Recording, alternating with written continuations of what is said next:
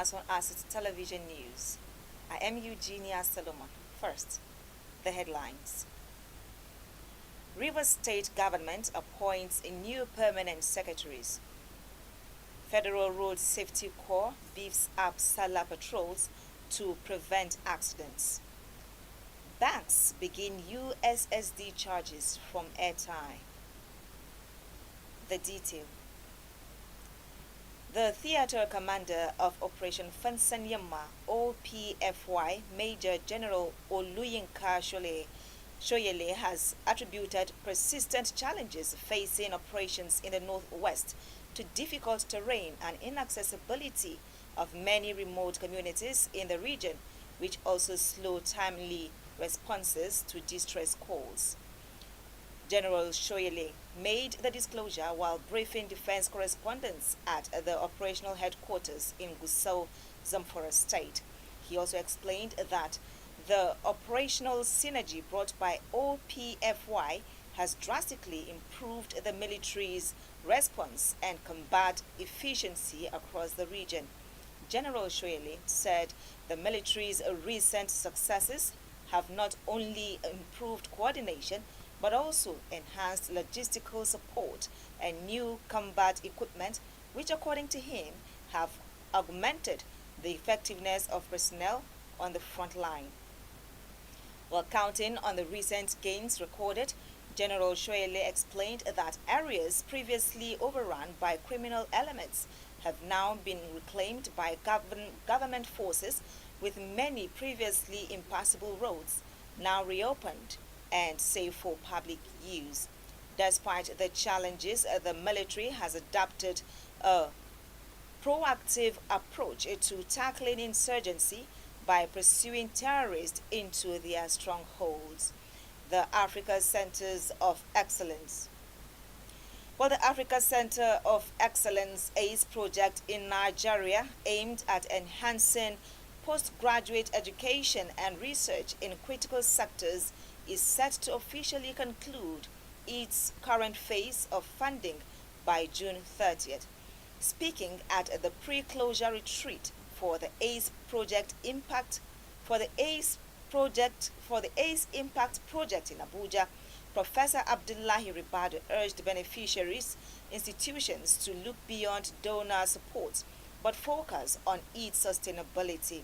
Professor Ribadu, while appreciating the ACE Impact initiative, noted that it had elevated Nigeria's academic institutions into globally competitive hubs of knowledge generation, innovation, and development.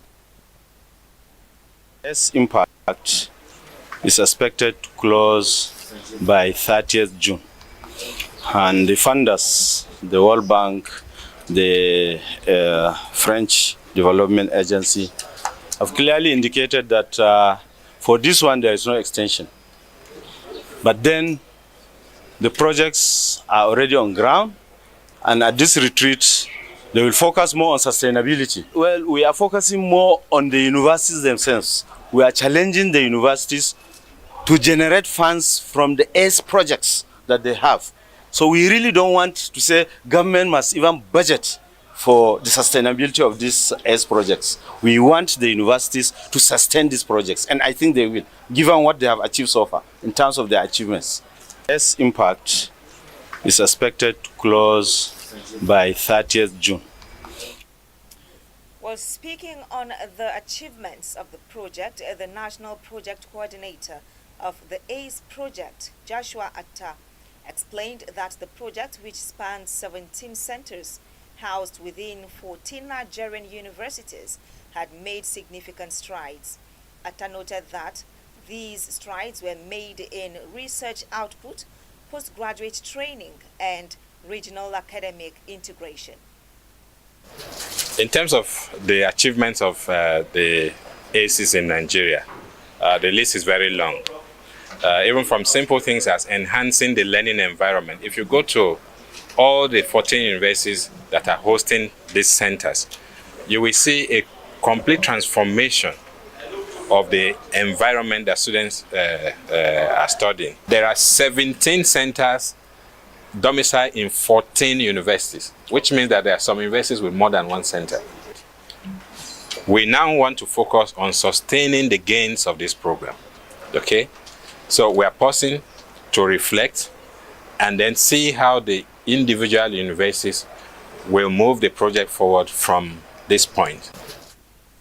Also speaking, Director of the African Center of Excellence for Genomic Infectious Diseases at Redeemers University, Professor Christian Happy, emphasized that the success of the ACE program lies not only in scientific achievement but in its regional integration. He noted that it has also attracted international grants and students. As you heard this morning, the ACEs, the universities on their own have been able to attract foreign grants into the country, so bringing forex into the country. And that is the trend now. They've been able to bring a lot of foreign students, then therefore making Nigerian institutions more international in their outlook. We've been able to, for instance, in our own case, build and establish the most advanced genomic platform in the world. One of the most advanced genomic platform in the world, and that is not disputable. So, and as such, it shows, for instance, the outlook of this program and the impact of this program, not only in Nigeria, but actually in Africa. So what this program, in summary, has done, for instance, is actually converting Nigerian institutions from knowledge consumer to knowledge producers. ACE centers have produced high-quality masters and PhD graduates, secured international accreditations, attracted major external fundings, and driven innovation across key sectors such as health, agriculture, and education, amongst others. While the Rivers State Sole Administrator, Vice Admiral Ibok Ete Ibas, has appointed 11 new permanent secretaries. The appointment was contained in a special government announcement issued in Port Harcourt. The three-paragraph statement was signed by the acting head of service, Dr. Anyingi Brown. According to the statement, the newly appointed permanent secretaries would be sworn in by the sole administrator on a date to be made known. Senator Jarigbe Jarigbe, who represents the Northern Senatorial District of Cross River State in the Red Chamber of the National Assembly, has said President Bola Tinubu will make history if he creates Ogoja State and other deserving states for the Nigeria Federation. This is just as he assured his constituents that he remains committed to the promises he made during his election campaign 2 years ago. He said he would continue focusing on his duties in the Senate and work hard to bring development to his district. Senator Jarigbe, who chairs the Senate Committee on Gas, made this statement when hosting members of the Cross River State Journalist Forum, CrossJof, at his home in Abuja. The visit was part of CrossJob's efforts to hold public officials accountable to their duties. The senator said he had focused mainly on improving infrastructure and investing in the growth and skills of the people of his constituency. He listed several projects he has carried out in areas like Ogoja, Obudu, Yala, Bekwara, and Obanliku. Senator Jarigbe rules out that any possibility move from the PDP, saying he wants to remain with people that voted for him. While Asset Television News will return after the break. Stay with us.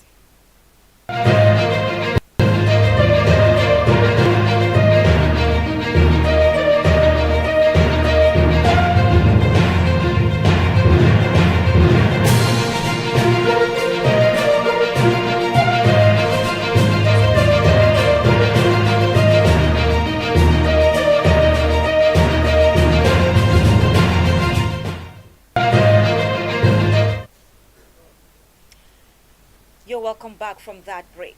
Asset Television News continues. Now, the National Emergency Management Agency says it has deployed its officials in 15 high-risk states to further enlighten residents on the impending floods and the need to relocate from flood-prone areas to higher ground, saying victims of the tragedy in Mokwa, Niger State, lived in gully areas and were caught unawares by the recent flooding disaster in the state, despite official warnings. Head of press unit at NEMA, Manzo Ezekiel, said the states include Kogi, Imo, Enugu, Adamawa, Taraba, Borno, Zamfara, Katsina, and the Federal Capital Territory. He lamented that many victims of the May 23rd flooding built their residences in gully areas prone to floods. The flood in Mokwa, a commercial hub in Niger State, claimed over 200 lives, with hundreds of others declared missing.